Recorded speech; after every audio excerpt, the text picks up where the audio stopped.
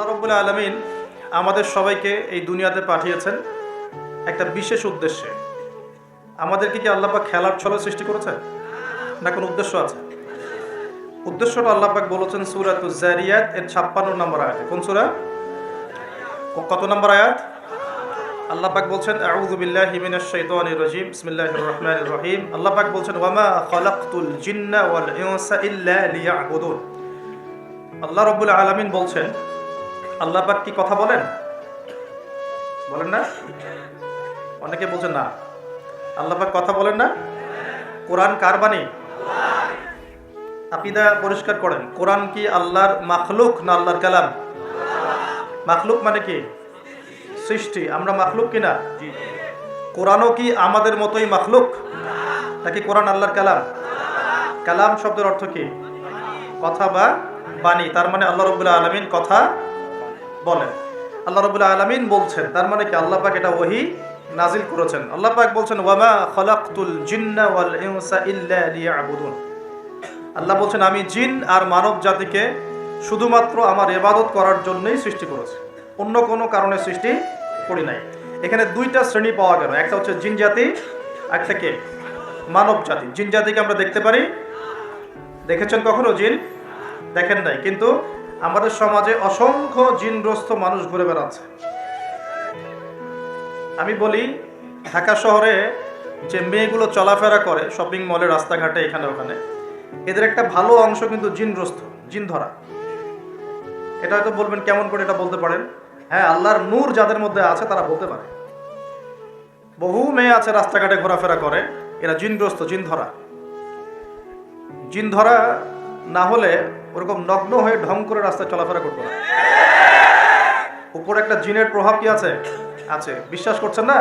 আল্লাহর নবীজি বলেছেন, মুহাম্মদুর রাসূলুল্লাহ সাল্লাল্লাহু আলাইহি ওয়াসাল্লাম, যে যখন কোনো মেয়ে বেপর্দা হয়ে বাহিরে বের হয়, তখন শয়তান, শয়তান মানে শয়তান জিন না ফেরেশতা, তখন শয়তান ওই মেয়ের সৌন্দর্যকে পুরুষের চোখে লোভনীয় বা আকর্ষণীয় করে তোলে। কে করে তোলে?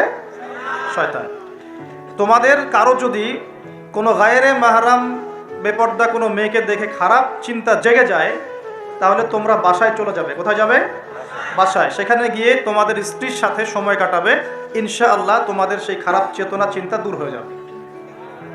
তার মানে এই হাদিস থেকে প্রমাণ হচ্ছে শয়তান বেপর্দা মেয়েদেরকে সুন্দর করে উপস্থাপন করে। জিন ধরা মেয়ে আছে সমাজে, এবং কোনো কোনো ক্ষেত্রে এখন ছেলেদেরকেও জিন ধরছে, ধরছে না? মাঝে মাঝে দেখবেন যে এই শীতকালে কিছু কনসার্ট হয়, দেখেছেন? কনসার্ট হয়, ফ্যাশন শোজ হয়, আরও অনেক ধরনের প্রোগ্রাম হয়। এগুলোকে নাম দিয়েছে মানুষ সংস্কৃতি। কি নাম দিয়েছে?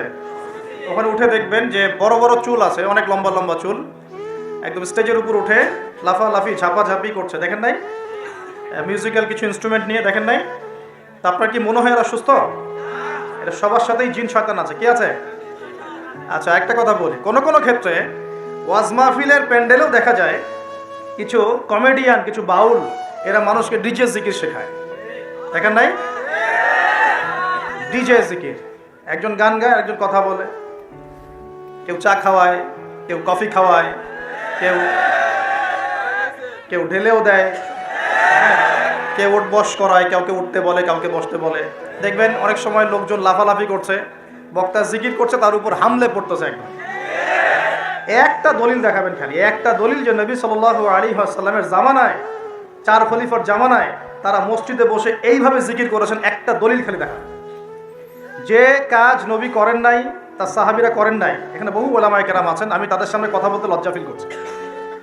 যত হাদিস আপনি ঘাটবেন, আমি তো সব হাদিস পড়ে শেষ করতে পারি নাই, স্বীকার করছি, কিন্তু নবীর যুগে এবং 4 খলিফার যুগে কোনোদিনও এইভাবে জিকির আজগার হয়েছে একটা দলিল আপনি খুঁজে বের করতে পারবেন না ইনশাআল্লাহ। অথচ দিব্যি এগুলো আমাদের সমাজে চলছে, চলছে না? আর আমরা দুইটা খারাপ চরিত্র ধারণ করি, বাঙালি আমরা যারা, মন খারাপ করেন না, আমরা দুইটা খারাপ চরিত্র অধিকারী আছে। এক, আমরা খুব ট্রল প্রিয় জাতি, ট্রল করতে খুব মজা লাগে। হ্যাঁ, মনে হয় যেটা করে আমি একদম বাংলাদেশের কি বলবো দিন একদম কায়েম করে ফেলছি একদম। হ্যাঁ, এই ট্রল পাগল, ট্রল প্রিয় জাতি আমরা একটা। আরেকটা হচ্ছে আমরা ইস্যু পাগল জাতি। ইস্যু, একটা ইস্যু আসবে, খুব লাভঝাপ চলবে কয়েকদিন, ইস্যু শেষ, আবার লাভঝাপ শেষ। বিদেশিরা বলে যে এটা আমাদের শিক্ষার ব্যাপার আছে, কারণ নিজের মধ্যে ত্রুটি থাকলে তো সলভ করতে হবে কি না, নিজের মধ্যে ত্রুটি থাকলে সলভ করতে হবে না। তারা বলে যে আমাদের মাথা নাকি ওই যে বাক্সে বন্দি মাছের মতো। বাক্সে বন্দি মাছ দেখেছেন, এই যে অ্যাকুরিয়ামের মধ্যে যে মাছগুলো চলাফেরা করে, এদের স্মৃতিশক্তি খুব দুর্বল হয়।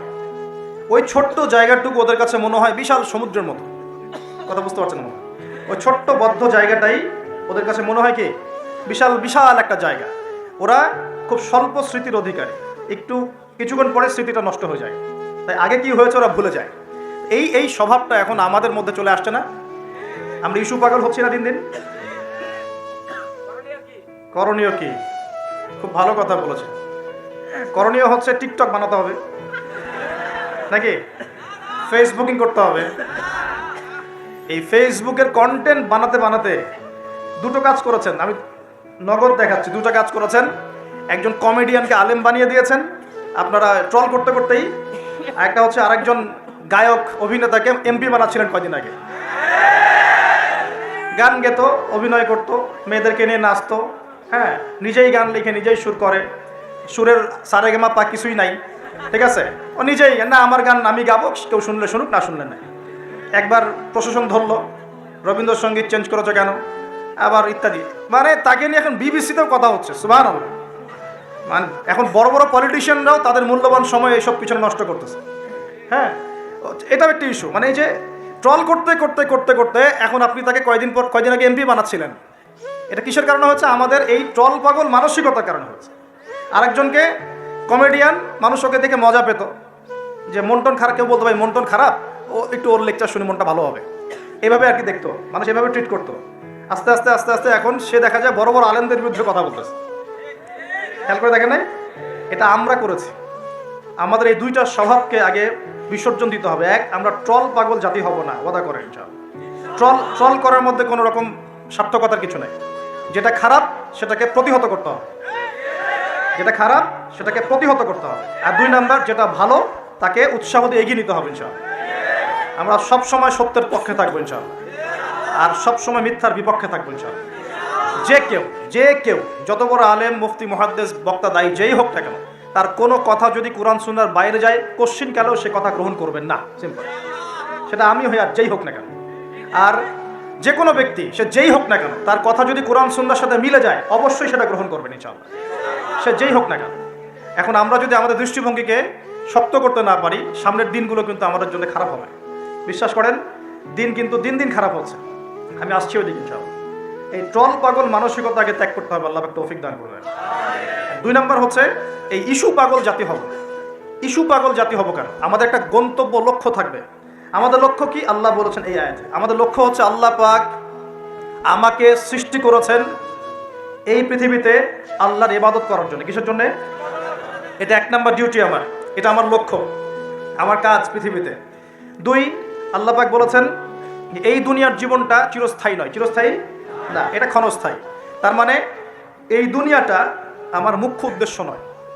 আমি দুনিয়ার মধ্যে চলাফেরা করব, মুসাফির। আমার প্রয়োজন আছে বিয়ে শাদী করবেন, চাকরির প্রয়োজন চাকরি করবেন, ব্যবসার প্রয়োজন ব্যবসা করবেন, আপনার রাজনীতি করার প্রয়োজন আছে আপনি করবেন, সব কিছু চলবে। কিন্তু এগুলো আমাদের দুনিয়ার মুখ্য উদ্দেশ্য নয়। এগুলো হচ্ছে আমাদের দুনিয়াকে চালিয়ে নেওয়ার উপকরণ, মাধ্যম মাত্র।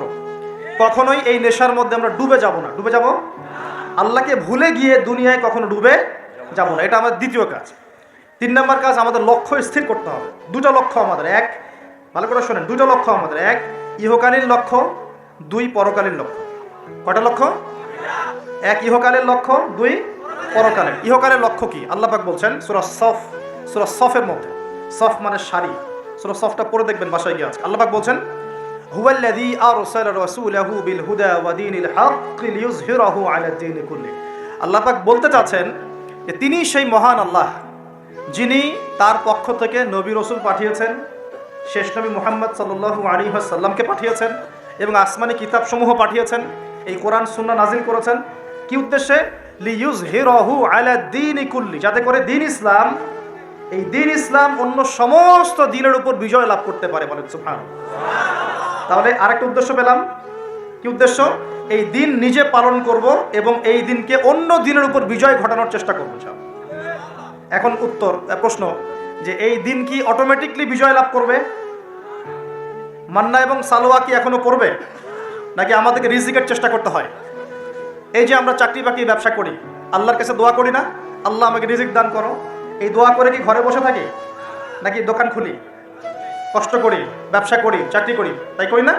একইভাবে আল্লাহ পাক বলেছেন দুনিয়াতে পাঠিয়েছি আমার ইবাদত করার জন্যে, এবং আল্লাহ পাক নবী রসুল পাঠিয়েছেন বিশেষ করে শ্রেষ্ঠ নবী মুহাম্মদ সাল্লাল্লাহু আলাইহি ওয়াসাল্লামকে, যাতে এই দিন ইসলাম অন্য সমস্ত দিনের উপর বিজয়ী হতে পারে। এখন বিজয় কি এমনি এমনি হবে? কিভাবে বিজয় লাভ করবে? আল্লাহ বলছেন সূরা মুহাম্মাদে। কোন সূরায় বলেন? সূরা মুহাম্মাদ। কখনো পড়েছিলেন? কেউ বলতে পারবেন আল কোরআনুল কারীমে আমাদের নবী মুহাম্মদ সাল্লাল্লাহু আলাইহি ওয়াসাল্লামের নাম কতবার আছে? কতবার? 4 বার। কয়বার? তাও কাছাকাছি গিয়েছে, আলহামদুলিল্লাহ, শুকরিয়া। তো প্রিয় ভাই, সূরা মুহাম্মাদের মধ্যে আল্লাহ পাক বলছেন কিভাবে বিজয় লাভ করবে, কিভাবে বিজয় লাভ করবে। আল্লাহ পাক বলছেন খুব ছোট্ট করে, ইন তানসুরুল্লাহা ইয়ানসুরকুম ওয়া ইউসাব্বিত আকদামাকুম। শেষ। আল্লাহ বলছেন তোমরা সবাই, মানে উম্মতে মুহাম্মাদী, তোমরা যদি আল্লাহকে সাহায্য করো, আল্লাহ তোমাদেরকে সাহায্য করবে। শুধু তাই না, ওয়া ইউসাব্বিত আকদামাকুম, তোমাদের পা পদযুগলকে আল্লাহ পাক দৃঢ় করে রাখবেন, পিছলে যাবে না ইনশাআল্লাহ। আরও বলছেন আল্লাহ পাক, ওয়া ইন তাতাওয়াল্লাউ, যদি আমাকে সাহায্য না করে, দিনকে সাহায্য না করে তোমরা পৃষ্ঠ প্রদর্শন করো। পৃষ্ঠ প্রদর্শন বুঝি তো, মানে দিনের পরোয়া না করে তোমরা তোমাদের মতো চলো, দিনের প্রতি কোনো মায়া মহব্বত নাই, দিন প্রতিষ্ঠার কোনো ফিকির নাই। আল্লাহ বলছেন ওয়া ইন তাতাওয়াল্লাউ, তোমরা যদি মুখ ফিরিয়ে নাও, ইয়াস্তাবদিল কওমান গায়রাকুম, আল্লাহ পাক অন্য কওমকে হেদায়েত দিয়ে তোমাদের জায়গায় নিয়ে আসবেন, সুম্মা লা ইয়াকুনু আমসালাকুম, এরা তোমাদের মতো অপদার্থ হবে না। কে বলেছেন? আল্লাহ পাক। তাহলে আমাদের দায়িত্ব পেয়ে গেলাম। 1 নাম্বার কাজ হচ্ছে এই দুনিয়াতে এসেছি আল্লাহ পাকের ইবাদত করার জন্য, শেষ।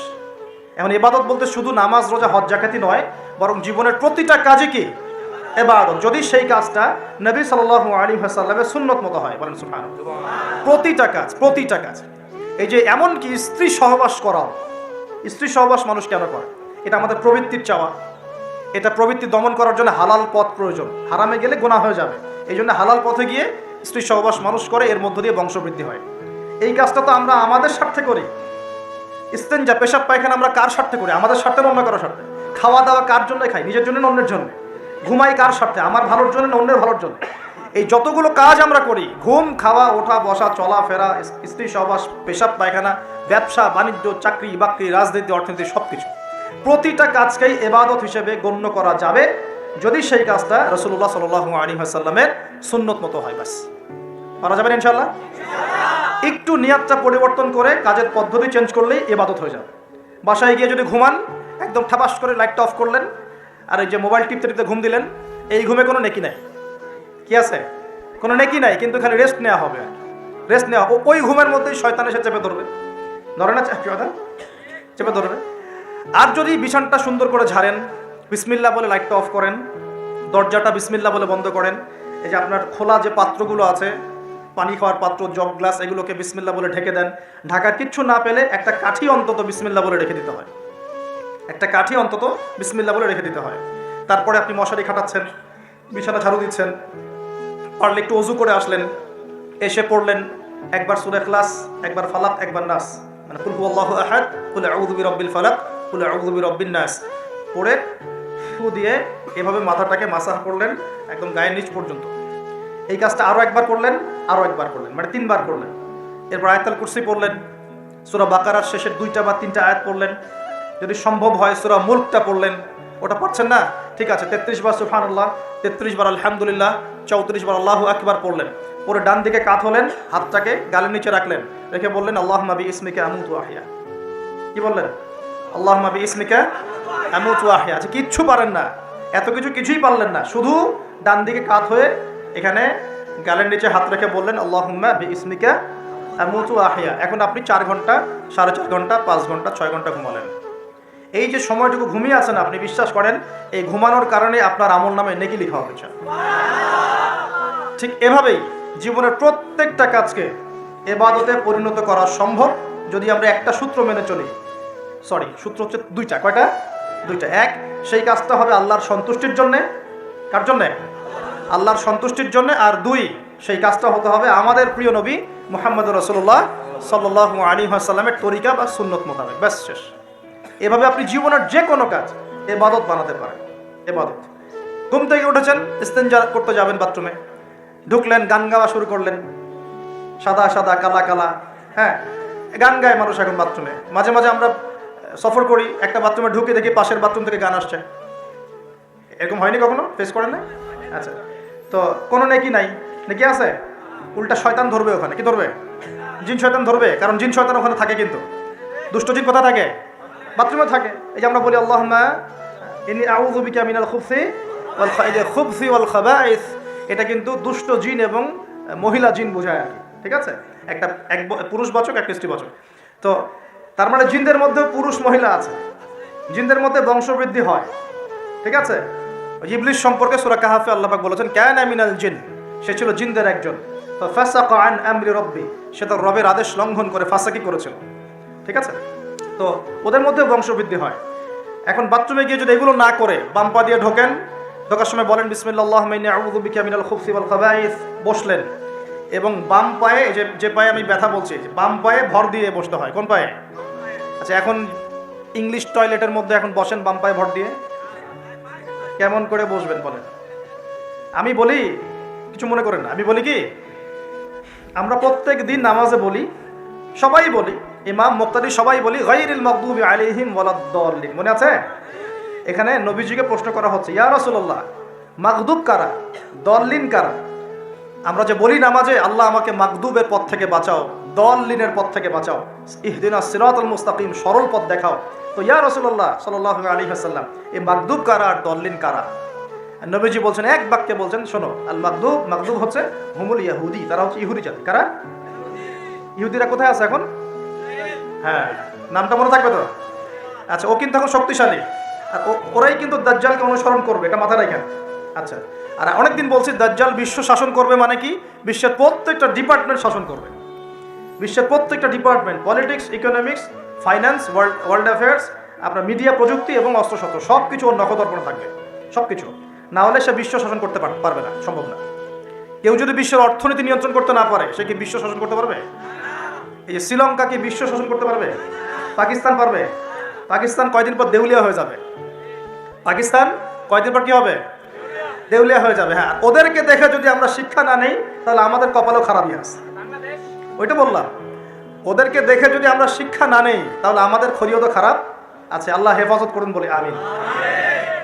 তো যেটা বলছিলাম, বিশ্ব শাসন করতে হলে বিশ্বের সব ডিপার্টমেন্ট শাসন করতে হবে, কি হবে না? হবে। এখন আমরা সূরা ফাতিহায় পড়ি গায়রিল মাগদুবি আলাইহিম, আল্লাহ তুমি আমাদেরকে ইহুদিদের পথ থেকে বাঁচাও, ওয়ালাদ-দাল্লিন, দাল্লিন মানে নবীজি বলছেন হুমুন নাসারা, তারা হলো ওই নাসারা বা খ্রিস্টান জাতি যারা বলে যে আল্লাহর সন্তান আছে। বলেন আল্লাহ পাকের সন্তান আছে? আমরা কি বলি? লাম ইয়ালিদ, তিনি কাউকে জন্ম দেননি, কারো কাছ থেকে জন্ম। কিন্তু এই যে 200-300 কোটি খ্রিস্টান বলছে যে আল্লাহর সন্তান আছে, নাউযুবিল্লাহ। এই জন্য ওরা দল্লিন, পথভ্রষ্ট। দল্লিন মানে কি? পথভ্রষ্ট। তো নবীজি স্পষ্ট বলছেন যে গায়রিল মাগদুবি আলাইহিম ওয়ালাদ-দাল্লিন, এখানে মাগদুব আর দল্লিন মানে হচ্ছে, মাগদুব হলো ইহুদিরা গজবপ্রাপ্ত, আর দল্লিন হচ্ছে নাসারা বা খ্রিস্টান জাতি। এখন আপনার সাথে আমার কথা, আপনাদের সাথে আমার কথা, আমাদের পলিটিক্স থেকে শুরু করে বাথরুমের কমোড পর্যন্ত, ঠিক আছে, আইন কানুন থেকে শুরু করে আমাদের চেহারা সুরত পর্যন্ত, আমাদের পোশাক পরিচ্ছদ থেকে শুরু করে অর্থনীতি, পরিবার, সবকিছু, এই সবকিছু ওই দুই জাতির অনুসরণে গড়ে উঠেছে। এটাই সবচেয়ে বড় আফসোসের কথা আমাদের, সবচেয়ে বড় আফসোস। বাথরুমটাও নিজের মতো করতে পারলাম না। ঠিক আছে, এই যে দেখবেন কমোডে কি বাম পায়ে ভর দিয়ে বসা যাবে? আচ্ছা, ওইখানে কাপড় কি পবিত্র রাখা যাবে? কিভাবে ইউজ করে আমি এখনো বুঝি না, কেমন করে ইউজ করে। ঠিক আছে, আরো নতুন পদ্ধতি আসছে, এটা শুনলে আরো হাসবেন। বিভিন্ন জায়গায় যাওয়া হয়, আলহামদুলিল্লাহ। আল্লাহ বলেছেন সিরু ফিল আরদ, জমিনে বিচরণ করো। আল্লাহ বলেছেন কোরআনে সিরু ফিল আরদ, তোমরা জমিনে ঘুরে দেখো। ফানজুর কাইফা কানা আকিবাতুল মুকাজ্জিবিন, দেখো যে আল্লাহকে যারা মিথ্যা প্রতিপন্ন করেছে, আল্লাহর সাথে সীমা লঙ্ঘন করছে, ওদের কি পরিণতি হয়েছে। দেখলাম যে এখন ইংলিশ টয়লেটও গায়ে এখন দিয়ে রাখছে কিছু কিছু বাটি, কি দিয়ে রাখছে? ছোট ছোট টুকরা দিয়ে আছে প্লাস্টিকের এবং হ্যাঁ সিরামিক্সের মনে হয়। তো ওইখানে দাঁড়ায় দাঁড়াই করতে হবে, 1 নাম্বার করলে দাঁড়ায় দাঁড়াই করতে হবে, এবং সবগুলো একই মাপের দেয়া আছে। এখন যদি ব্যক্তির কারো হাইট হয় 6 ফিট, কারো 5 ফিট, কারো 4 ফিট, কারো 2 ফিট, 3 ফিট, এই পার্থক্যে কিভাবে সে মেকআপ করবে আল্লাহ ভালো জানে। এটা কেমন করে ম্যাচ করবে আল্লাহ ভালো জানে। কাউকে টুলের উপর দাঁড়াই করতে হবে, কাউকে নিচু হয়ে করতে হবে, মানে মাপ তো একই। আরও যে কী কী দেখতে হবে আল্লাহ ভালো জানে। তো প্রিয় ভাইরা, বাথরুম করতে গিয়ে যদি নবীর সুন্নাহ মতো করেন, এখান থেকে কথাগুলো আসছে, যদি বাম পা দিয়ে ঢোকেন, বা পায়ে ভর দিয়ে বসেন, দেখবেন ইস্তেঞ্জা করেও শান্তি পাচ্ছেন। নবীর প্রতিটা সুন্নত বৈজ্ঞানিক, যে সুন্নত আপনি পালন করবেন আপনি বৈজ্ঞানিক উপকারিতাও পাবেন ইনশাআল্লাহ। এই যে একটু আগে এক ভাই বলছিল আপনি তো খানি না হুজুর, 1 চামচ কি 1.5 চামচ ভাত খাচ্ছেন, খানি না। তাই আমি বললাম যে আমি কম খাওয়া হুজুর, কারণ নবী সাল্লাল্লাহু আলাইহি ওয়াসাল্লাম কি শিখিয়েছেন? তিনি বলেছেন আমরা যা খাই না, তিনি নবী হওয়ার পরে মনে হয় সেটাও খেতে পারেন না। বিশ্বাস করছেন না? এরকম 3-3টা মাসের চাঁদ চলে যেত যে নবী সাল্লাল্লাহু আলাইহি ওয়াসাল্লামের বাসায় চুলাও জ্বলে নাই। আর আমাদের তো একবেলা যদি না খাই তাহলে আল্লাহর উপর কত শিকায়াত, কত অভিযোগ, তাই না ভাই? তারপরে তিনি বলছেন একজন ব্যক্তির এতটুকু খাওয়াই যথেষ্ট যে কোমর মেরুদণ্ড সোজা করতে পারে, আল্লাহর ইবাদত করতে পারে। আর যদি তোমাদের খেতেই হয় তাহলে পেটটাকে 3 ভাগ করে খাবে। কয় ভাগ? 1 ভাগ খাবার রাখবে, 1 ভাগ পানি খাবে, আর 1 ভাগ এই শ্বাস প্রশ্বাস চলাচলের জন্য ফাঁকা রাখবে। কয়জন এর উপর আমল করে দেখাতে পারে? কতজন মানুষ আছে? আর যারা একদম গোগ্রাসে খায় এদের ব্যাপারে কোরআনে এবং হাদিসে কিন্তু মারাত্মক কথা আছে। আল্লাহর নবী সাল্লাল্লাহু আলাইহি ওয়াসাল্লাম বলেছেন যে তোমরা খুব বেশি ঢেকুর তুলো না। কি করো না? একজন সাহাবী খুব ঢেকুর উঠাচ্ছে, সাহাবী না আসলে, উনি পাশ দিয়ে যাচ্ছিলেন, খাবার দাবার খেয়ে পাশ দিয়ে যাচ্ছিলেন। তো নবীজি তার ঢেকুর তোলা দেখে বলছেন যে তোমরা বেশি ঢেকুর তুলবে না, কারণ দুনিয়াতে যে ব্যক্তি বেশি পেট পুড়ে খাবে কাল কিয়ামতের মাঠে সে সবচেয়ে বেশি ক্ষুধার্ত থাকবে। বলেন না? খাবেন আপনি, নিজের পেটটাকে 3 ভাগ করবেন, 1 ভাগ খাবার, 1 ভাগ কি পানি, আর 1 ভাগ শ্বাস প্রশ্বাসের জন্য ফাঁকা। আর এই ব্যাপারে একটা কথা বলে দিই, শেষ জামানায় কিন্তু খাবারগুলো সব করাপ্টেড হয়ে যাবে। কি হবে? খাবার ভেজাল হবে, ভেজাল। এটার দলিল সূরা কাহাফে আছে, আমি এটা ব্যাখ্যা করব না আজকে। সূরা কাহাফে আছে, আমি ব্যাখ্যা করব না, শুধু ইন্ডিকেশন দিচ্ছি। 309 বছর ঘুমিয়েছিলেন আসহাবুল কাহফ। কত বছর? 309 বছর ঘুম থেকে উঠেই তারা প্রথম যে অনুভবটা করেছেন সেটা হলো তারা ক্ষুধার্ত। তারা কি ক্ষুধার্ত? দেখেন 309 বছর পর যদি আপনি ঘুম থেকে ওঠেন, আপনার কাছে এই দুনিয়াটা আজীব মনে হবে, হবে না? কিন্তু ওনারা ক্ষুধার্ত, পকেটে কিছু মুদ্রা ছিল, যেই মুদ্রাগুলোর মান 309 বছরও কমে যায় নাই। কমে গিয়েছে না। এখন আপনি আপনার মুদ্রা নিয়ে ঘুমান 300 বছর, দেখেন তারপর কি হয়। কি হবে? টাকা থাকবো না যাইবো গা? আচ্ছা, তারপরে শোনেন, এরপরে উঠেই তারা বলছে ফালিয়ানজুর আইয়ুহা আজকা তুআমা, এই মুদ্রাগুলো দিয়ে বাজারে কাউকে পাঠাও, তোমাদের 9 জন 10 জনের মধ্যে একজনকে বাজারে পাঠাও। ফালিয়ানজুর, সে যেন বাজারে গিয়ে দেখে আইয়ুহা আজকা তুআমা, কোন খাবারটা পবিত্র খাবার, ফ্রেশ খাবার। ঘুম থেকে উঠেও ফ্রেশ খাবারের দিকে তাদের নজর কেন? আর এই সূরা আপনাকে দাজ্জালের ফিতনা থেকে বাঁচাবে কেন? আর দাজ্জালের যুগেই বা সব দাজ্জালের শাসনের যুগে সব খাবারগুলো আস্তে আস্তে ম্যানুফ্যাকচার্ড এবং ভেজাল হচ্ছে কেন? এগুলোর মধ্যে মিল আছে না? তার মানে যত জামানা শেষের দিকে যেটা থাকবে, খাবারের ভেজাল তত বাড়তে থাকবে। এই সময় আপনাকে অবশ্যই ফ্রেশ খাবার খুঁজে খুঁজে বের করতে হবে। খাবার আগে মানুষ খেত, খাবারের মধ্যেই চিকিৎসা ছিল, তাই না? রোগের আরোগ্য ছিল। এখন সেই খাবার খেয়ে মানুষ অসুস্থ হয়ে যাচ্ছে। বুঝতে পারছেন না? খাবারের মধ্যে থাকে উপাদান, ভালো উপাদান, যে উপাদানগুলো পেটের ভিতরে গেলে, শরীরে গেলে শরীরটা সুস্থ হয়। এখন সেই খাবার খেয়েই মানুষ অসুস্থ হয়ে যাচ্ছে। এটা কোন হাদিসের সাথে মেলে জানেন? আনতালিদাল আমাতু রাব্বাতুহা, দাসী তার মনিবকে জন্ম দিবে। দাসী মনিবকে জন্ম দিবে মানে হচ্ছে সমাজের ন্যায় অন্যায়, হক বাতিল, সত্য মিথ্যার মানদণ্ড উল্টে যাবে। যেটা ভালো সেটা হয়ে যাচ্ছে খারাপ, খারাপটা হচ্ছে ভালো। সমাজে সত্যবাদী ব্যক্তি হয়ে যাচ্ছে মিথ্যাবাদী, মিথ্যাবাদীকে মানুষ সত্যবাদী বলা শুরু করেছে। আমানতদার ব্যক্তি হয়ে যাচ্ছে খেয়ানতকারী, খেয়ানতকার ব্যক্তিগুলো আমানতদার হয়ে যাচ্ছে। সমাজের সবচেয়ে ভালো মানুষকে মানুষ খারাপ বলছে, সবচেয়ে খারাপ মানুষকে খুব ভালো বলছে। উল্টে যাচ্ছে, খেয়াল করে দেখেন, উল্টে যাচ্ছে। বাবার হাতে ছেলে মায়ের খাচ্ছে, ছেলের হাতে মা মায়ের খাচ্ছে, এরকম হচ্ছে না? যাকে একটা দায়িত্ব দিয়ে রাখবেন যে বাবা তোমার উপর আমি বিশ্বাস করলাম, দায়িত্ব দিলাম, সে আপনার বিশ্বাস ভঙ্গ করে রেখে দিচ্ছে। এই হচ্ছে না? বিশ্বাস উঠে যাচ্ছে, প্রতারণা বাড়ছে। মানে কি? মানুষ আল্লাহ পাকের হালালগুলোকে হারাম করে নিচ্ছে, হারামগুলো হালাল করে নিচ্ছে। বুঝতে পারছেন না মনে হয়? হালালগুলোকে মানুষ আস্তে আস্তে হারাম করতেছে, হারামগুলোকে আস্তে আস্তে হালাল করতেছে। এটা হচ্ছে না? হচ্ছে। খুব খেয়াল করেন, এখানে খাবার খেয়ে আপনার উপকার পাওয়ার কথা, খাবার খেয়ে আপনি অসুস্থ হয়ে যাচ্ছেন। উল্টা হচ্ছে, মানে উল্টা চলতেছে দুনিয়া। দুনিয়া কি চলছে? উল্টা। ছেলে পড়ছে মেয়ের পোশাক, মেয়ে পড়ছে ছেলের পোশাক। যে আমরা যদি আমাদের জীবনের প্রতিটা কাজ দুইটা শর্ত মেনে চলি, তাহলে প্রতিটা কাজ কি হবে বলেন? ইবাদত হবে। কি হবে? ইবাদত। শর্ত নাম্বার 1, প্রত্যেকটা কাজ করতে হবে আল্লাহর সন্তুষ্টির জন্য। কার সন্তুষ্টির জন্য? আর 2 নাম্বার, প্রত্যেকটা কাজ করতে হবে একজন ব্যক্তির আদর্শে। তার নাম কি? মুহাম্মদুর রাসূলুল্লাহ সাল্লাল্লাহু আলাইহি ওয়াসাল্লাম। এখন সব কাজ বলতে কি শুধু নামাজ রোজা হজ জায়গা না? জীবনের সব কাজ। এই একটা জিনিস যদি বুঝতে পারি, আমাদের আজকের ওয়াজ সফল ইনশাআল্লাহ। আমরা আমাদের জীবনের প্রতিটা কাজ আমাদের প্রিয় নবী মুহাম্মদুর রাসূলুল্লাহ সাল্লাল্লাহু আলাইহি ওয়াসাল্লামের তরিকা মতো করবো ইনশাআল্লাহ। রাজি আছেন ইনশাআল্লাহ? তাহলে এখন বলেন, 5 ওয়াক্ত নামাজ নবীর তরিকায় পড়া যাবে তো ইনশাআল্লাহ? নবীর তরিকায় নামাজ মানে ধীর স্থিরভাবে নামাজ।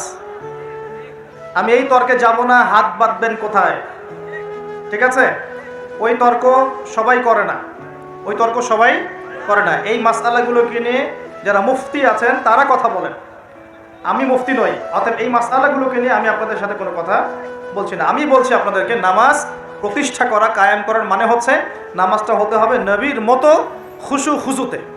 খুশু খুজু কি জিনিস? নামাজটা ধীর স্থিরভাবে হবে। নামাজে কি পড়ছি সেটা বোঝার চেষ্টা করতে হবে। নামাজে কি বলছি আল্লাহর সাথে সেটা বোঝার চেষ্টা করতে হবে।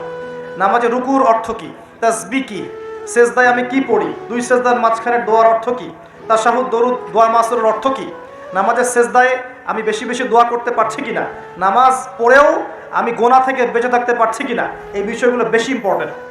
আমি কি বুঝাতে পারছি? নামাজ ধীর স্থিরভাবে, রিল্যাক্সে, তাড়াহুড়ো নাই, বুঝে বুঝে পড়ার চেষ্টা করবেন। আল্লাহ পাক তৌফিক দান করুন। যারা নামাজ ধরি ছেড়ে দেই তাদের জন্য একটা হাদিস। নবী সাল্লাল্লাহু আলাইহি ওয়াসাল্লাম বলেছেন, মান তারাকা সালাতান মুতাআম্মিদান ফাকাদ কাফার। মনে রাখবেন, নবীজি বলেছেন, কেউ যদি তার উপরে অর্পিত ফরজ নামাজ ছেড়ে দেয়, নামাজ পড়াকে জরুরি মনে করে না, ফাকাদ কাফারা, সে ব্যক্তি কুফরি করলো। বলেন নাউযুবিল্লাহ। নামাজ কি ছাড়বো ভাই ইনশাআল্লাহ? আল্লাহ পাক আমাদের সবাইকে 5 ওয়াক্ত নামাজি বানিয়ে দেন, বলি আমিন। এবং রমজান মাস আসার আগেই নামাজের স্পিড আবার ধরতে হবে, পারবো তো ইনশাআল্লাহ? আল্লাহ আমাদের সবাইকে কবুল করুন, বলি আমিন। এবং রমজান মাসে সুস্থতার সাথে রোজা রাখার তৌফিক দান করুন। রমজানের শব্দটা যখন এসেই গেল, তখন আর 2টা কথা বলি। রমজান মাসের সবচেয়ে বড় বৈশিষ্ট্য হচ্ছে এই মাসে আল্লাহ পাক কোরআন নাজিল করেছেন। কি করেছেন? এখন সারা বিশ্ব জুড়ে একটা ইস্যু চলছে না? কোরআন ইস্যু, কোরআন পুড়িয়ে দেয় ইস্যু, মনে আছে? যে কোরআন পুড়িয়ে দিয়েছে, আমার দৃষ্টিতে তার চেয়ে বড় অধম সেই ব্যক্তি যে মুসলিম পরিবারে জন্মগ্রহণ করেও কোরআন তেলাওয়াত করা শেখে না। হয়তো আমার কথা বুঝতে পারছেন। কোরআন একজন পুড়িয়ে দিয়েছে, যদি আমার ক্ষমতা থাকতো ওর গর্দান নামাই দিতাম, কিন্তু তার চেয়েও বড় অপরাধী আমার কাছে আছে, আমাদের চোখে আছে। কে? যে মুসলিম পরিবারে 20, 30, 40 বছর থেকে আছে, মুসলিম সমাজে, মুসলিম পরিবারে নামাজে যায়, ইমামদেরকে চেনে, আলেমদের সাথে সম্পর্ক আছে, এরপরেও সে কোরআন তেলাওয়াত করতে পারে না। এ বড় অপরাধী আমার কাছে। কে বড় অপরাধী? এটা লজ্জার না? একটা মুসলিম পরিবারের থেকে আমি কোরআন তেলাওয়াত করতে জানবো না, লজ্জার না? নাকি আপনারা সেই সব শায়েখ হতে যাচ্ছেন যে কোরআন তেলাওয়াতও করতে জানে না, বাহাসের জন্য ডাকে মানুষকে? দেখেন নাই? এরকম আছে না? মনে হয় যেভাবে ইসলাম পালন করা যাবে? ইসলামের জ্ঞান অর্জনের প্রথম ধাপটাই হচ্ছে বিশুদ্ধ করে কোরআন তেলাওয়াত করা শেখা। প্রথম ধাপ কি? আগে বিশুদ্ধ করে কোরআন তেলাওয়াত করা শিখতে হবে। এরপরে আসবে কোরআন হিফসের ব্যাপার, আরবি ব্যাকরণ শেখার ব্যাপার, কোরআনের তাফসীর করার ব্যাপার, হাদিসের ইবারত পড়ার যোগ্যতা অর্জন করা। আস্তে আস্তে আকীদা পড়বে, উসুলের বই পড়বে, ফিকহের বই পড়বে, তারপর এই যে আপনার কুতুবে সিত্তা পড়ে শেষ করবে। তারপরে গিয়ে সে মাশাআল্লাহ একজন দাঈ, আলেম, মুফতি, এগুলো হচ্ছে আলহামদুলিল্লাহ। তো শুরুটা কোত্থেকে হচ্ছে? কোরআন বিশুদ্ধ করে তেলাওয়াত করা। এই শুরুটাই যদি আমাদের ঠিক না হয়, তাহলে কি কোরআন ঘরে রেখে খালি চুমু খেলে হবে? কোরআনকে খালি চুমু খাওয়ার জন্যে? কোরআন থেকে তাবিজ লেখার জন্যে? কোরআন বাবা মারা গেলে কোরআন তেলাওয়াত করবো এই জন্যে? 40-60 দিন কোরআন তেলাওয়াত করবো এই জন্যে? কেউ মারা গেল, ব্যাস আমরা কোরআন দিয়ে একটা মাহফিল করে দিলাম, ব্যাস সব হয়ে গেল? আস্তাগফিরুল্লাহ। আল্লাহ পাক আমাদের সবাইকে যেন কোরআন তেলাওয়াত শেখার তৌফিক দান করেন। একটা চ্যালেঞ্জ গ্রহণ করেন যে আমি নিজে কোরআন তেলাওয়াত করা শিখবো, আরো 10 জনকে শিখাবো ইনশাআল্লাহ। পারা যাবে না? যদি এই একজন প্রত্যেকে যদি নিজে শিখি, আর প্রত্যেকে যদি 10 জন করে শিখাতে পারি, শোনেন, প্রত্যেকে যদি নিজে শিখি, এবং নিজ নিজ পরিবার বা নিজের আমার আন্ডারে যারা আছে, মনে করেন আপনি একজন একটা গার্মেন্টসের মালিক, আপনার আন্ডারে অনেক মানুষ চাকরি করে না, নিজে নামাজ পড়লেন, নিজে কোরআন তেলাওয়াত করা শিখলেন, আপনি যদি তাদেরকে নৈশকালীন কোরআন শেখান, সবার নেকি আপনি পাচ্ছেন না? আপনার পরিবার আছে, পরিবারে আপনি নামাজ পড়েন, এখন আপনি কোরআন তেলাওয়াত করতে জানেন, এখন আপনার মা, বোন, স্ত্রী, সন্তানদেরকে আপনি শেখালেন, এই পুরো পরিবারটা কোরআনওয়ালা হলো না? একটা সমাজের দায়িত্বশীল আমি। হ্যাঁ, চেয়ারম্যান সাহেব মনে করেন বললেন যে আমি নামাজ পড়ি, আমি কোরআন তেলাওয়াত করতে জানি, আমি এলাকার সব মানুষকে কোরআন তেলাওয়াত করা শেখাবো ইনশাআল্লাহ। পারা যাবে না? এভাবে যদি সবাই দায়িত্ব নেই, আমার বিশ্বাস 10 বছরের মধ্যে বাংলাদেশের 16 কোটি মানুষকে কোরআন শেখানো যাবে। ওই দিন আর স্লোগান তুলতে হবে না, জাল কোরআনের আলো ঘরে ঘরে চালো, অটোমেটিকলি সবার ঘরে কোরআন জেলে যাবে ইনশাআল্লাহ। জানবে না? এই কাজটা না করে খালি স্লোগান দিলে কাজ হবে? বলেন তো কাজ হবে? এই যে একটা আয়াতই বললাম, গায়রুল মাগদুবি আলাইহিম ওয়ালাদ-দাল্লিন, এখন তো বুঝলেন আয়াতের অর্থ কি? আল্লাহর রাসূল আমাদেরকে বলছেন তোমরা ইহুদিদের পথ অনুসরণ করো না, তোমরা নাসারাদের পথ অনুসরণ করো না। কিন্তু বাস্তবতা হচ্ছে আমার সব ক্ষেত্রেই ওদের আদর্শেই চলছে না? আপনার বিয়ের শাদী, বিয়ের আগের অনুষ্ঠান, গায়ে হলুদ, আপনার পরিবার, আপনি যে মিডিয়াগুলো দেখছেন সেই মিডিয়াগুলা, হ্যাঁ, আপনার পলিটিক্যাল সিস্টেম, সুদভিত্তিক অর্থনৈতিক সিস্টেম, তারপরে আপনার কি বলবো, দেহের পোশাক পরিচ্ছদ, লেবাস, পোশাক, চেহারা, সুরত, সব কিছু ওদের মতো না? আমি তো দেখালাম, এমনকি বাথরুমের কমোড পর্যন্ত ওদের মতোই, তাই না? তো এখন এই একটা আয়াত বুঝলেই আপনি বুঝতে পারছেন যে আসলে সব তো উল্টা চলছে। এখন যদি পুরো কোরআনটা বুঝতে পারি, পুরো কোরআনের 6236টা আয়াতই বুঝতে পারি, তাহলে এই সমাজটা পরিবর্তন হতে সময় লাগবে? এই কারণেই তো কোরআন থেকে দূরে সরানোর জন্য এত পায়তারা চলছে। মানুষ চাচ্ছে, এক শ্রেণীর মানুষ চাচ্ছে বিশ্বের যে মুসলিমরা যেন কোরআন থেকে দূরে সরে যায়। তারা জানে যদি আমরা কোরআন থেকে দূরে সরে যাই, আমাদেরকে শাসন করা সহজ হবে। ওই পশ্চিমারা আমাদেরকে শাসন সহজেই করতে পারে। আর আমরা যদি কোরআনকে আঁকড়ে ধরি, ওদের বাপেরও ক্ষমতা নেই আমাদেরকে শাসন করে ইনশাআল্লাহ, বরং আমরা ওদেরকে শাসন করবো ইনশাআল্লাহ। আমরা করি না, মনে করছেন? 1200 বছর 1200 বছর করেছি। কত বছর? বিশ্বাস করছেন না? ইতিহাস পড়েন, নবী সাল্লাল্লাহু আলাইহি ওয়াসাল্লামের যুগ থেকে শুরু করে এই তো 1914 সাল পর্যন্ত আমরা সারা বিশ্ব শাসন করেছিলাম। মনে হচ্ছে গাল গল্প? এখন বিগত 70, 80, 100 বছরে আপনার কাছে মনে হচ্ছে যে শক্তি তো সব ওদের হাতে চলে গেছে, আমাদের হাতে নাই। ইনশাআল্লাহ তাআলা আবার ফিরে আসবে ইনশাআল্লাহ। তবে ওই যে বললাম, এমনি এমনি আসবে মান্না সালওয়ার মতো, নাকি আমাদের কিছু দায়িত্ব আছে ভাই? এই যে প্রথম এক ভাই বলেছিল না কি করতে হবে, এখন শোনেন কি করতে হবে। 1 নাম্বার, আমাদের সবাইকে তওবা করে ফিরে আসতে হবে। কি করতে হবে? সূরা নূর পড়ছিলাম আসার সময়, আল্লাহ পাক বলেছেন তুবু ইলাল্লাহি জামিআন আইয়ুহাল মুমিনুন লাআল্লাকুম তুফলিহুন। তোমরা সবাই একসাথে, হে মুমিনগণ, তোমরা সবাই একসাথে আল্লাহর কাছে তওবা করো যাতে তোমরা সফল হতে পারো। আগে কি করতে হবে? আল্লাহকে বলতে হবে, আল্লাহ আমরা ব্যক্তিগতভাবে, পারিবারিকভাবে, সামাজিকভাবে, রাষ্ট্রীয়ভাবে যত পাপ করেছি আল্লাহ সব মাফ করে দাও। আল্লাহ আমরা তোমাকে ভালোবাসি, তোমার নবীকে ভালোবাসি, তোমার কালামকে ভালোবাসি, আমরা জান্নাতে যেতে চাই, দুনিয়াতেও সফল হতে চাই, আল্লাহ তুমি আমাদেরকে মাফ করে দাও। এবং আগামী পুরো জিন্দেগি আল্লাহ তুমি আমাদেরকে 5 ওয়াক্ত নামাজি বানায় দাও, কোরআনওয়ালা বানায় দাও, সুন্নতওয়ালা বানায় দাও, আপসে মিল মহব্বত বানায় দাও, আমাদেরকে তোমার পক্ষ থেকে বেহিসাব রিজিক দান করো এবং এমনভাবে চলার তৌফিক দাও যাতে আমরা আবার বিশ্বের সেই শাসন ফিরে পাই ইনশাআল্লাহ। দোয়া করা যাবে না? 1 নাম্বার কাজ তওবা করে ফিরে আসা। 2 নাম্বার হচ্ছে বেশি বেশি জ্ঞান অর্জন করা। কি করা? জ্ঞান অর্জন ছাড়া কোনো লাভ নাই। একদিন মাহফিল শুনতে আসছেন, যদি মনে করেন যে বাস কাজ হয়ে গেছে, আসলে কিছুই হয় না, মন খারাপ করেন, আসলে কিছু হয়নি। এখন এখান থেকে আপনাকে ইন্সপিরেশন নিয়ে আগামী দিনে চলতে হবে। জ্ঞান অর্জন করতে হলে কি করবেন? খালি একটা ভিডিও দেখবেন, একটা খালি বিচ্ছিন্ন বই পড়বেন। এখনকার যুব সমাজের অন্যতম প্রবলেম হচ্ছে, যারা প্র্যাকটিসিং মুসলিম তাদের কথা বলছি, যে এদের পড়াশোনার কোনো কনস্ট্রাকটিভ সিলেবাস নাই, এরা বিক্ষিপ্তভাবে জ্ঞান অর্জন করে। এই আদনান ভাইয়ের একটা লেকচার শুনলাম, এই অমুক শাইখের একটা লেকচার শুনলাম, অমুক দায়ের একটা লেকচার শুনলাম, হ্যাঁ অমুক একটা বই পড়লাম, তমুক একটা বই পড়লাম, বিক্ষিপ্ত জ্ঞান। এই বিক্ষিপ্ত জ্ঞান আপনার মাথাটাকে এলোমেলো করে দিবে। আর অনলাইনে ঢুকলে দেখবেন এ ওর বিরুদ্ধে কথা বলছে, এ ওর বিরুদ্ধে, এ ওর পিছনে লেগে আছে, এর পিছনে লেগে আছে। এখানে ভালো যতটুকু পাবেন, খারাপের চেয়ে বেশি পাবেন। এখানে এভাবে জ্ঞান অর্জন করা যাবে না। কিভাবে? যেভাবে আমরা চেষ্টা করছি। হয়তো ওয়াজ মাহফিল এসে আমরা যতটুকু জানি এর 30, 40, 50% কথাও কিন্তু বলতে পারি না। যা জানি তা হয়তো 30, 40% আমরা বলতে পারি না বিভিন্ন কারণে। কিন্তু জ্ঞান অর্জনের পথটা কি হবে? এখানে মাদ্রাসা আছে, মসজিদ, মাদ্রাসা, কওমি ওলামায়ে কেরাম আছেন না?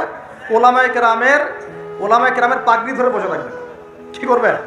ওলামায়ে কেরামের পাগড়ি ধরে বসে থাকবেন। শুরু করাবে তারা, দেখবেন আপনি যান, আপনাকে শুরু করাবে কোরআন তেলাওয়াত থেকে। আগে কোরআন তেলাওয়াত করা শিখবেন। সময় লাগুক 1 বছর, লাগুক, যাক 1 বছর লাগবে, আমি শিখবো, ব্যাস 1 নাম্বার। তারপরে ওটা যখন ভালো পারবেন, দেখবেন ওলামায়ে কেরাম আপনাকে বলবে যে এই সূরাগুলো মুখস্থ করো। আপনি নামাজের জন্য যে সূরাগুলো লাগে মুখস্থ করতে হবে না? নামাজের ফরজ, ওয়াজিব, এই সুন্নত, মুস্তাহাব জানতে হবে না? এই মাসলাগুলো জানবেন, সূরা কালাম মুখস্থ করবেন, দোয়া কালাম মুখস্থ করবেন। তারপরে আপনি যদি আরও বেশি চান, আপনি হিফজ করবেন। কোরআন কি করবেন? হিফজ মানে মুখস্থ করবেন। আমার তো মনে হয় আমরা যদি 1 বছর চেষ্টা করি, আমরা সবাই কমপক্ষে 1 পারা হলেও মুখস্থ করতে পারবো না? ইনশাআল্লাহ, কোনো সমস্যা নেই। এরপরে আপনি যদি আরও বেশি চান, তখন আরবি ভাষা এবং সাহিত্যের কিছু ব্যাকরণিক ক্লাসিক্যাল বই আছে, এই বইগুলো ধরে ধরে পড়তে হবে আলেমদের কাছে। খুব বেশি সময় লাগবে না। আপনি মনে করছেন যে অনেক সময় লাগবে, এত সময় লাগবে না। আপনার মেধা যদি শার্প হয়, এটা ডিফার করে, কারো মেধা খুব শার্প, কারো মেধা অল্প নিতে পারে। ইনশাআল্লাহ 2-3 বছর সময় দেন, ইনশাআল্লাহ দেখবেন আপনি আরবিক ক্লাসিক্যাল বইগুলো পড়ার যোগ্যতা অর্জন করেছেন। এরপর কি লাগবে? এরপর আসবেন আপনি হাদিসের বইগুলো পড়বেন, আস্তে আস্তে আপনি তাফসির অনুবাদগুলো কিনবেন। এখন তো হাদিসের বইগুলো বাংলায় অনুবাদ হয়ে গেছে, অনেক তাফসির বাজারে চলে আসছে। এই তাফসির পড়লে আপনি মুফাসসির হয়ে যাবেন, মুহাদ্দিস হয়ে যাবেন, এটা বলছি না, কিন্তু অ্যাটলিস্ট আপনি কোরআন তো জানতে পারবেন। এর মধ্যে যেগুলো বুঝবেন না, আবার আলেমের কাছে যাবেন, ওস্তাদ এটা বুঝতে পারলাম না। আমরা তো প্রতিদিনই এই কথা বলি যে উস্তাদ এটা বুঝতে পারলাম না, হুজুর এটা বুঝতে পারলাম না, প্রত্যেক দিনই বলি। বুঝবো কতটুকু? এই জ্ঞান কত গভীর, এই গভীর সমুদ্রের সব জ্ঞানকে অর্জন করা আমার পক্ষে সম্ভব? আমরা তো মনে করি 10%, 5% জ্ঞান আমরা অর্জন করতে পারি না এখন, কিন্তু কন্টিনিউয়াসলি চেষ্টা থাকলে আল্লাহর পক্ষ থেকে জ্ঞান আসবে ইনশাআল্লাহ। জ্ঞান কার পক্ষ থেকে আসে? এই ডিগ্রির সার্টিফিকেট মানেই জ্ঞান নয়। ডিগ্রি সার্টিফিকেট অর্জন করেছি মানেই যে বড় একজন ইসলাম বেত্তা হয়ে গেছি, এমন নয় বিষয়টা। জ্ঞান কার পক্ষ থেকে আসে? আর অনেক বড় বড় ডিগ্রি অর্জন করেও যদি মনের মধ্যে রিয়া, অহংকার এগুলো থাকে, তাহলে ওই জ্ঞানেও কোনো লাভ নাই। লাভ আছে? ইবলিসের কি জ্ঞানের কোনো লাভ আছে? ও কিন্তু বড় আবেদ ছিল, অহংকারের কারণে পথভ্রষ্ট হয়ে গেছে, আল্লাহ মাফ করুন। তো এভাবে প্রচেষ্টা চালান, আল্লাহর কাছে বেশি বেশি দোয়া করেন। প্রত্যেক দিন বলবেন রব্বি জিদনি ইলমা। কি বলবেন? রব্বি জিদনি ইলমা। বলবেন রব্বি ইশরাহ লি সাদরি ওয়া ইয়াসসির লি আমরি ওয়াহলুল উকদাতাম মিন লিসানি ইয়াফকাহু কওলি আল্লাহুম্মা ফাক্কিহনি ফিদ-দীন ওয়া আল্লিমনি আত-তা'উইল। এটা দোয়া করবেন। এই দোয়াগুলো করতে থাকলে দেখবেন ইনশাআল্লাহ আপনি জ্ঞান পাবেন, আল্লাহর পক্ষ থেকে জ্ঞান পাবেন। তো তওবা করার পর প্রথম কাজ কি ভাই বলেন? জ্ঞান অর্জন করা। ইকরা বিসমি রাব্বিকাল্লাযী খালাক। আর এই জ্ঞান নিয়ে তো অনেক কথা হচ্ছে না? এখন এই জ্ঞান অর্জন করবেন কোন জ্ঞান? যে জ্ঞান আপনাকে আল্লাহ এবং তার রাসূলের দিকে নিয়ে যাবে, সেই জ্ঞান অর্জন করবেন। যে জ্ঞান আপনাকে আল্লাহ এবং তার রাসূল থেকে দূরে সরাই দিবে, সেই জ্ঞান অর্জন করতে যাবেন না। ব্যাস, কথা শেষ। এখন আপনি নিজে বুঝতে পারবেন কোন জ্ঞান আপনাকে আল্লাহর দিকে নিচ্ছে আর কোন জ্ঞান আপনাকে আল্লাহ থেকে দূরে সরাচ্ছে। শুধুমাত্র ইসলামিক জ্ঞানই কি অর্জন করব, না বৈষয়িক জ্ঞানও দরকার আছে? উত্তর অবশ্যই বৈষয়িক জ্ঞানও দরকার আছে, এটাই উত্তর। এই বৈষয়িক জেনারেল জ্ঞানগুলো অর্জন না করলে কোরআন সুন্নাহকে হাতে নিয়ে বিশ্বকে চ্যালেঞ্জ করা যাবে। বুঝতে পারছেন না কথা? কোরআন সুন্নাহর জ্ঞান থাকবে ভিতরে, আবার আপনার মধ্যে সমকালীন জ্ঞানগুলো থাকতে হবে। এরপরে দেখবেন ইনশাআল্লাহ আপনি ডিনামাইট। ইনশাআল্লাহ আপনি পলিটিক্স বুঝবেন, আপনি সোশ্যাল অ্যাফেয়ার্স বুঝবেন, আপনি পলিটিক্যাল অ্যাফেয়ার্স বুঝবেন, ওয়ার্ল্ড অ্যাফেয়ার্স বুঝবেন, ইকোনমিক সেকশন বুঝবেন, সবই বুঝবেন ইনশাআল্লাহ তাহলে আপনি তখন জনশক্তি হবেন। কি হবেন? জনশক্তি। এর সাথে দরকার কারিগরি শিক্ষা। কি শিক্ষা? এই শিক্ষাটাও খুব দরকার। কারণ চাইনিজরা দেখেন না, কারিগরি শিক্ষার এবং কৃষি শিক্ষায় দক্ষ হওয়ার ফলে তারা জমি বাড়াতে পেরেছে, প্রবৃদ্ধির হার বাড়াতে পেরেছে, এবং কারিগরি শিক্ষা, প্র্যাকটিক্যাল শিক্ষিত হয়ে ওরা সারা বিশ্বের ডিভাইস যন্ত্রগুলো তৈরি করছে এবং সারা বিশ্বের মার্কেট দখল করে বসে আছে। আপনার হাতে যে ফোনটা, ওটাও দেখবেন তারই তৈরি করা। তাহলে এই শিক্ষাটা বেশি ইম্পর্টেন্ট, প্র্যাকটিক্যাল শিক্ষা। তো প্রথম কথা ভাই, তওবা করে ফিরে আসতে হবে। দ্বিতীয় কথা হচ্ছে অবশ্যই সবাইকে কি করতে হবে ভাই? জ্ঞান অর্জন করতে হবে। জ্ঞান অর্জনের একটা সিলেবাস আছে, এটা বললাম। কোরআন শেখেন, আরবি শেখেন, হাদিস পড়া শেখেন, ওলামায়ে কেরামের সোহবতে থাকেন, ইনশাআল্লাহ তাআলা আল্লাহ আপনাকে জ্ঞান দিবেন ইনশাআল্লাহ। আর জ্ঞান আসা মাত্রই যে আমি সব কিছু বুঝে ফেলবো তা নয়। জ্ঞান অর্জন একটা ক্রমবর্ধমান সিলসিলা, দোলনা থেকে কবর পর্যন্ত শেখার কোনো শেষ আছে? আল্লাহ পাক আমাদের সবাইকে জ্ঞান অর্জন করার তৌফিক দান করুন।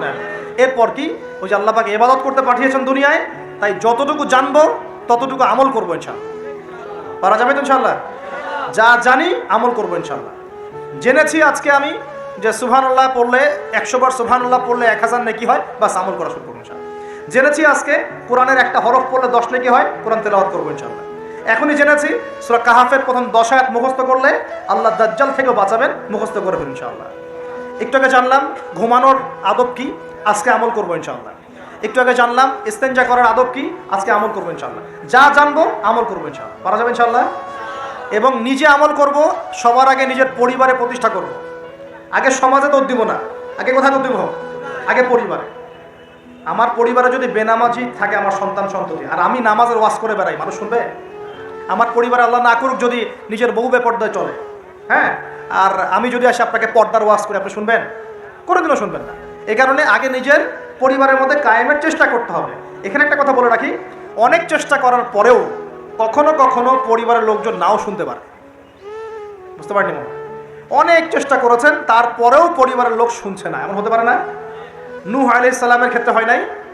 লূত আলাইহিস সালামের ক্ষেত্রে হয়নি? হয়েছে। তাই বলে হতাশ হবেন না, তখন ওদের হিসাব ওরা দিবে, আপনার হিসাব আপনি দিবেন। আপনি আপনার মতো চেষ্টা করেছেন, আল্লাহ পাক তৌফিক এনায়েত করুন। পরিবারে প্রতিষ্ঠা করব আমল, এরপরে আমি সমাজে দাওয়াতি কাজ করব। দুটো কাজ করব, এক আমর বিল মারুফের কাজ করব, সবাইকে সৎ কাজে আদেশ করব, সৎ কাজে আদেশ করব। আর দুই তানহাউনা আনিল মুনকার ওয়া নাহি আনিল মুনকার, এই কাজ করব, মানুষকে আমি অন্যায় থেকে নিষেধ করব ইনশাআল্লাহ। কেন?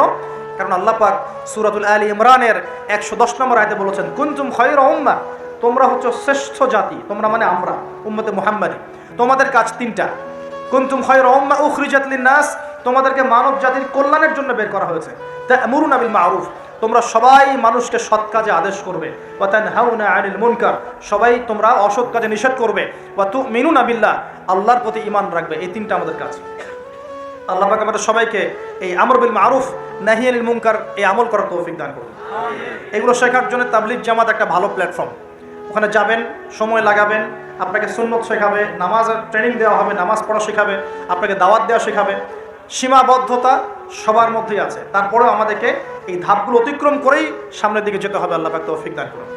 আর এটা খুবই দুঃখজনক যে এখন আমাদের এই ভাইদের মধ্যেও অনেক সময় কিছু ফিকশন দেখা যাচ্ছে না? আমরা দোয়া করি আল্লাহ পাক তাদের মধ্যে এই যে বিভক্তি, আল্লাহ পাক এই বিভক্তিটাকে দূর করে দিন, আমিন।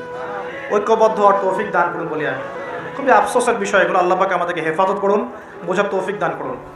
ওয়া'তাসিমু বিহাবলিল্লাহি জামিআন ওয়া লা তাফাররাকু, আল্লাহ বলছেন তোমরা সবাই আল্লাহর রজ্জু একসাথে ধরো, ঐক্যবদ্ধভাবে, দলে দলে বিভক্ত হয়েও না।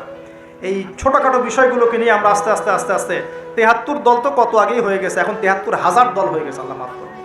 কিন্তু এটা আমাদের জন্য ক্ষতির কারণ। এগুলোকে আর উস্কে দিবেন না, বরং তাদের মধ্যে মিউচুয়াল করার চেষ্টা করতে হবে। আল্লাহ পাক তৌফিক এনায়েত করুন। তো প্রিয় ভাইরা, আমরা আমর বিল মারুফ নাহি আনিল মুনকারের কাজ করব এবং পাশাপাশি পারিবারিক আদর্শ ঠিক করব, আর অবশ্যই হালাল খাওয়ার চেষ্টা করবো ইনশাআল্লাহ। নিজেদের যে প্রতিভা আল্লাহ পাক দিয়েছেন, কাউকে ক্ষমতা দিয়েছেন, কাউকে অর্থ দিয়েছেন, কাউকে বলার যোগ্যতা দিয়েছেন, কাউকে লেখার যোগ্যতা দিয়েছেন, ঠিক আছে? যাকে আল্লাহ পাক যা দিয়েছেন আল্লাহর পক্ষ থেকে, এটাকে দিনের কল্যাণে কাজে লাগানোর চেষ্টা করবো ইনশাআল্লাহ তাআলা। দেখবেন ইনশাআল্লাহ আবার সেই সোনালী দিন ফিরে আসবে ইনশাআল্লাহ, যেদিন আমরা নিজেরাও আমল করব, পরিবারও সুন্দর হবে, সমাজও সুন্দর হবে, ইসলাম এই জমিনেও বিজয়ী হবে ইনশাআল্লাহ, আর আখিরাতে তো জান্নাতে যাবো ইনশাআল্লাহ। আল্লাহ পাক আমাদের সবাইকে এই দুনিয়াতে আসার উদ্দেশ্যটা মনে রাখার তৌফিক দান করুন। আল্লাহ বলেছেন দুনিয়ায় পাঠিয়েছি আল্লাহর ইবাদত করার জন্য, অন্য কোনো কারণে নয়। দুইটা কাজ করলে ইবাদত হবে, এক প্রতিটা কাজ আল্লাহ সন্তুষ্টির জন্য করব, দুই নবীর সুন্নাহ মতো করব। এর ফলে কি হবে? এর ফলে আমরা সেই গন্তব্য অর্জন করব যেটা সূরা আলে ইমরানের 185 নম্বর আয়াতে বলা আছে। কত নম্বর আয়াত? 185। এটাই শেষ আয়াত। আল্লাহ রাব্বুল আলামিন বলছেন, কুল্লু নাফসিন যায়িকাতুল মাউত। এই কারাগারের দুনিয়ার জীবন সংক্ষিপ্ত, এখানে সমস্ত সত্তা মৃত্যুর স্বাদ গ্রহণ করবে, ঠিক আছে? এবং কিয়ামতের মাঠে তোমাদের সবাইকে যার যার প্রতিদান দেওয়া হবে। এবার তোমাদের গন্তব্য শোনো, ফামান যুহজিহা আনিন নার, ওই দিন যাকে জাহান্নামের আগুন থেকে বাঁচানো হবে, ওয়া উদখিলাল জান্নাহ, এবং জান্নাতে ঢুকিয়ে দেওয়া হবে, ফাকাদ ফাজ, ওই ব্যক্তি হচ্ছে সফল। This is the real definition of success. কথা বুঝতে চেষ্টা করেন, এটা হচ্ছে the real and final destination and definition of success. এটা সাফল্যের সবচেয়ে সেরা এবং কি বলবো, চূড়ান্ত সাফল্যের সংজ্ঞা। এটা হলো সবচেয়ে সেরা এবং চূড়ান্ত সাফল্যের সংজ্ঞা। দুনিয়ার সাফল্যের সংজ্ঞা ঠিক না। এই বাড়ি গাড়ি টাকা করি স্ট্যাটাস ক্ষমতা, এগুলো সাফল্যের সংজ্ঞা আমরা বানিয়েছি, এগুলো সাফল্যের চূড়ান্ত সংজ্ঞা নয়। চূড়ান্ত সংজ্ঞা এই আয়াতে আছে, ফামান যুহজিহা আনিন নার, যাকে জাহান্নামের আগুন থেকে বাঁচিয়ে দেওয়া হবে, ওয়া উদখিলাল জান্নাহ, যাকে জান্নাতে ঢুকিয়ে দেওয়া হবে, ফাকাদ ফাজ, এই সফল হলো মাত্র। কদ আফলাহাল মুমিনুন, এই যে মুমিনরা সফল হলো। কথা বুঝতে পারছেন?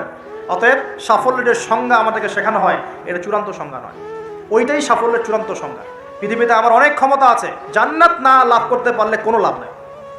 দুনিয়াতে আমি অনেক বড় আলখাল্লা পরে আলেম টাইটেল নিয়ে বসে আছি, জান্নাতে ঢুকতে না পারলে আমি সফল না। দুনিয়াতে আমাকে মানুষ অনেক বড় কিছু বলছেন, এই মুফাসসিরে কোরআন, হাবি জাবি ইত্যাদি ইত্যাদি, এগুলোর সাথে আমার কোনো সম্পর্ক নেই। আমরা তালেবে ইলম, জ্ঞানের ছাত্র।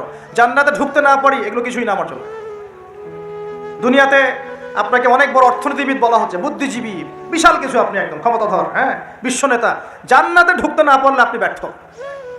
জান্নাতে ঢুকতে না পারলে আপনি খবর আছে, এই পুলসিরাত পার না হতে পারলেই সমস্যা আছে, শেষ, সব শেষ। ফেরাউনের কথা মনে করেন, কত বড় প্রতাপশালী, এক হুকুমে সারা বিশ্ব জয় করে ফেলে, শেষ, ও যাইতে পারবে না জান্নাতেও, শেষ। আর এখানে একজন ভ্যান চালক বেচারা 5 ওয়াক্ত নামাজ পড়ে, রমজান মাসে রোজা রাখে, সাধ্যমতো দান সৎকা করে, হালাল খায়, মরে গেলে যদি জান্নাতে চলে যায় ও সফল ইনশাআল্লাহ। একজন মুদির দোকানদার, কৃষক, আমাদের এই মিসকিন ভাই, গরিব মানুষ, কৃষি কাজ করে খায়, ব্যবসা করে খায়, ঠিক আছে, মানুষ ভালো মন্দ মনে করে না, মানুষ মনে করে সমাজের কোনো স্ট্যাটাস নাই, দাম নাই, ওর কথা কেউ শোনে না, ও বিয়ের প্রস্তাব দিলে কেউ গ্রহণ করে না, মরে গেলে যদি জান্নাতে যায় ও সফল ইনশাআল্লাহ। আল্লাহ পাক আমাদের সবাইকে কথাগুলো বোঝার তৌফিক দান করুন। দুনিয়াতে এসেছি আল্লাহর ইবাদত করার জন্যে। এই দুনিয়ার জীবনটা চিরস্থায়ী নয়। এখানে রোল মডেলকে মুহাম্মদ রাসূলুল্লাহ সাল্লাল্লাহু আলাইহি ওয়াসাল্লাম। কি কনস্টিটিউশন ফলো করব? কোরআন এবং সুন্নাহ। কে রোল মডেল? আমাদের প্রিয় নবী। কিভাবে আমল করব? 2টা শর্ত মেনে, আল্লাহ সন্তুষ্টির জন্য, 2 রাসূলের তরিকা অনুযায়ী। কোন কাজ ইবাদত? জীবনের সব কাজই ইবাদত যদি রাসূলের তরিকা মতো হয়। এখন যদি এই শর্তগুলো পূরণ করতে পারি, তওবা করি, জ্ঞান অর্জন করি, হালাল খাই, পরিবার করি, দাওয়াতি কাজ শুরু করি এবং ইসলামকে আল্লাহর জমিনে প্রতিষ্ঠার চেষ্টা করি, ইনশাআল্লাহ তাআলা ইসলাম আমাদেরকে সহই, ইসলাম দুনিয়াতেও বিজয়ী হবে ইনশাআল্লাহ, আর আমরাও পরকালে জান্নাতে যাব ইনশাআল্লাহ। আল্লাহ পাক আমাদের সবাইকে কথাগুলো বোঝার এবং আমল করার তৌফিক দান করুন।